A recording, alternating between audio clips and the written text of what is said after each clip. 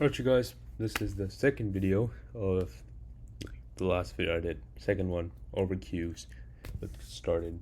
And then after this I might make a video over priority queues. But this is just focused on your basic old regular queues. Let's do this. So to imagine a queue, think about it like a queue of people, like a line. Like when you see, oh, get behind them in that queue, you're referring to like a line, a group of people. So whenever you add something to a queue, it's going to be the same though, technically. You might think like, okay, if I'm adding something to a queue, let's say here's me, I add something, I get pushed to the right, I add something else, it's going to be behind whatever's there, right? So if I do a dot add, I add this element, then I add something else, it's going to actually end up being to the right in that element as well. But let me show y'all. So these are some of the methods. So let's say you have this. This is a queue, and the thing is, the queue, I believe you can't say like how stack something equals new stack. For a queue, you can't do this. You need to use something like a priority queue or a linked list. But since we're not doing priority queues right now, let's just focus on the linked list. You'll have A, B, and C, and you can use the offer method to add stuff to your queue. So when you use the dot offer, I don't know why it's called offer. These names are weird. Whereas in stack we had the push method.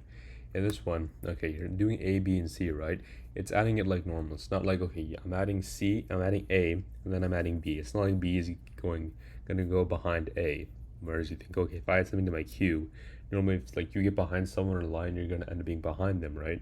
Like if someone's there, you add them first, and then think, okay, well if I add something else to it, then that'll be end up being behind it. But no, the order is the same. Whenever you add something, all your elements are gonna move to the right and to the right. Okay, so you're still gonna end up with A, B, and C. It's not gonna be C, B, A. It'll still be A, B, and C. But when you do that upper line Q, you get the A, B, C. But when you do Q dot pull, whereas in stacks you had pop, for queues you have pull. When you do pull, it's going to start moving from the end to the tail. This is where the queue comes into play. So that's A, right? A is towards your left. Leftmost is the end, the tail. So it's going to print out A. Then the A's are moved. Now when you print out Q, we just have B and C left. And then when you call peak, again, our most important element for the queue is the one that's at the very left, and that's B. So when you call peak, we need B. If we were to print out Q again after the last line, we would still have B and C, because remember, peak, same like in stack, just removes or just returns the element. It doesn't remove anything actually. All right. So here's an example where you have A, B, and C. Then they're doing some other stuff, and they get into the priority queue, which we're not really looking at in this video. I'm trying to keep it short, just focused on queues. So let's go and take a look at queues. Right. So what are some of the queue methods that we should look at? So I'm going to make another Java file.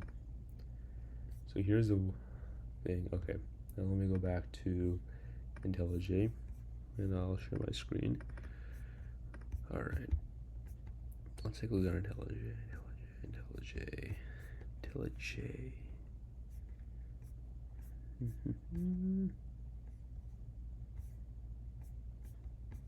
right. Here it is.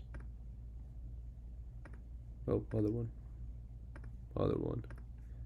No, this one. Yes. Okay. Call it. I don't know how to spell queues, y'all. It's like it's spelling, but I know it's U before E, and then you do the same thing again. Queues. Something like this. And why don't I zoom up a bit? Okay, we're good now. Rocking and rolling. So we gotta do import java dot, it's not laying, it's java dot util dot what is this, queue. All right, and then I gotta do import static java dot laying dot system dot out. Cool. All right. Click main method. Static void main string args. Just like that. All right. So to make our q, again, if you want to say q, let's specify that our type is an integer. So we'll say q int, q integer equals new q. You can't do that. You can say new linked list. That'll work. And we have to give it a name, so I'll call it q.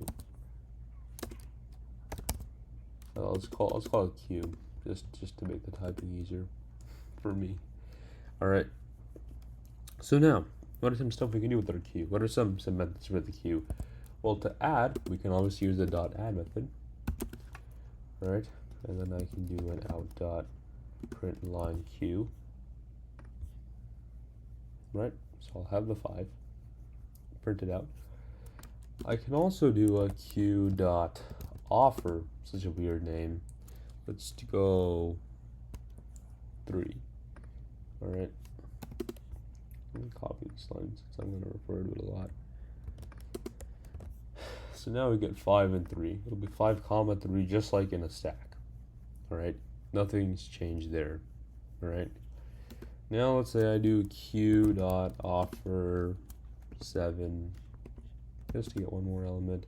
Not gonna, actually I'll print it out just to show you what it looks like right now. So now we have 5, 3, and 7. Okay, now I want to remove something from my q. We can do q.remove for that. I'll print that out. Out.println q.remove, just like so. Okay, so we had the 5, 3, and the 7, right? When you remove, it removes from the tail. Same thing if I were to do out.println. Actually, now let's print out q. Just to see what it looks like right now. So now that I remove the 5, I only have the 3 and the 7 left. Right? Now if I were to do out.println q. For this one, to remove something from a queue, you have so is it for stacks? You added stuff with, you have the add for stacks and queues. You both have add. In stacks, you added stuff using push, and in queues, you added stuff. One was using add, the other was using the offer method. And then to remove stuff for the stack, you had pop. Here you can do poll. All right. And I believe poll, can poll take a parameter? No, it can't. All right. Yeah, as I thought. So it's just gonna remove the head. So then you'll just have the 3. And now if we print out our queue, we'll only have 7 left over. So add offer, do the same thing, and remove and poll, do the same thing. All right, that's what it looks like to be doing. And so we can also try out some other methods. Peak stays the same. So if I do out.println, let's say we want to add q.add. Let's say if I want to print out an add method, what is it going to print out then, huh? Just curious. Does it just print out that element? Oh, it's one of those true and false things, y'all. So remember how I think I made a video earlier, whenever I was last going over, I forgot.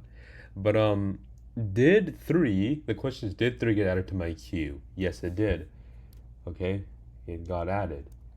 That's cool. That's so cool, y'all. I mean, for poll, if I print out a poll, then it's just polls. What's it? Polls don't take any parameter. You can't add a parameter. If you try to add a parameter, it's not going to work, right? It's going to throw an error. For add, you have to throw in an element, right? You can't just do this. Then it's going to give you an error. So I'm pretty sure whenever you do a q.add, it's always going to return true. But let's remove this. Let's remove this. Okay. And now let's print out my q. So now I should have 7, 3. As so. And let's do q.peak. Peak does the same thing. and it doesn't take in a parameter, right? If I try to do this, see, it's gonna throw an error. So I have to do out dot print line q dot peak, right? Which will return this is a q, right? So it's gonna return my 7. Okay. Does Q have a search method? Okay, so for queues you can't search anything. But what other methods do I have? So if I want to do q dot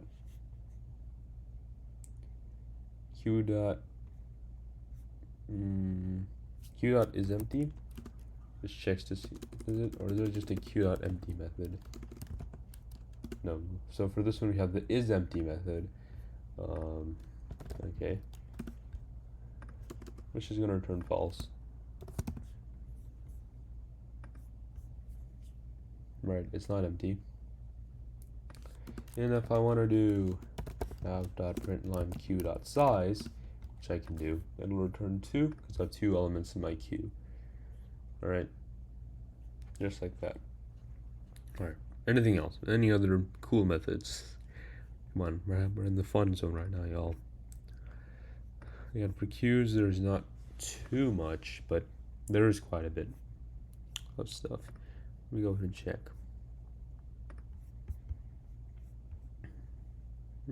It's the same thing that I showed y'all as before, I think. Let me look at the queue sheet. Yeah, we're pretty much done. I guess the last thing, as I showed y'all earlier, is let's say we want to do out dot or just q dot add. Let's say we add 1 to our queue. Print out our queue. So now we get 7, 3, and 1. 7, 3, 1. Alright. 7, 3, 1. And then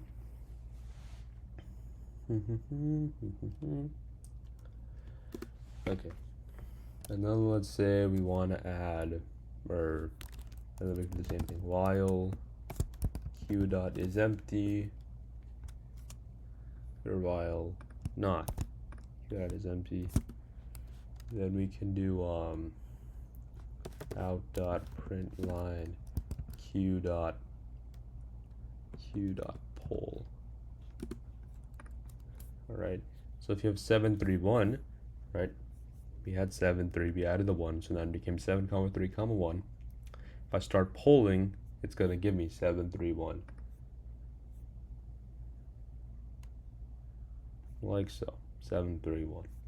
And that's it. That is basically how queues work in Java. So now you'll have seen how stacks work, queues work, and I think later we might take a look at the priority queue in Java. But that's basically the basics of it. Anyway guys, thank you guys for watching. I hope you like my stacks and queues video. And just keep on exploring, keep on trying. A lot of more data sets out there for us to cover. I think we might even go over linked lists, and then just keep on coding. Hopefully this is a good introduction into these data types. Thank you all for watching. Have fun.